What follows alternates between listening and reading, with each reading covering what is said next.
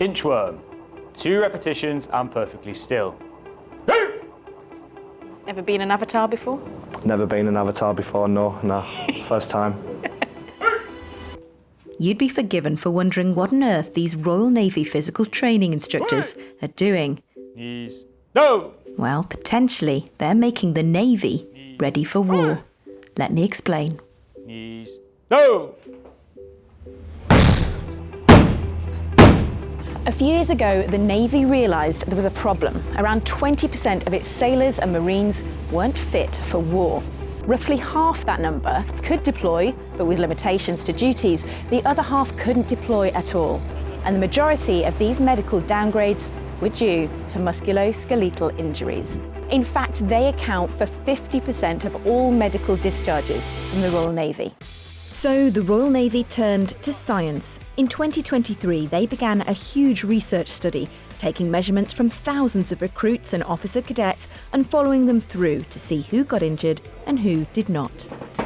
The study found that reducing injuries in sailors and Marines might actually be quite simple. Doing just 8 basic movements in a warm-up could decrease them significantly. And when I say significantly, I mean when new recruits at HMS Raleigh did it, musculoskeletal injuries were 23% lower. Which brings us back to Joel and the other physical training instructors making avatars of themselves at the University of Southampton.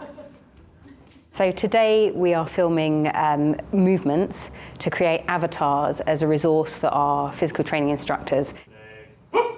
We've just been in the interactive suits, just doing the movements that the recruits are going to come through, hopefully practice. Down. Leg. Joel and the other physical training instructors are demonstrating the moves so they can be shared across the Navy. The point of making them into avatars is just to make them easier to understand and see from all angles. It's crucial that people perform these moves correctly, or else they won't protect against injury.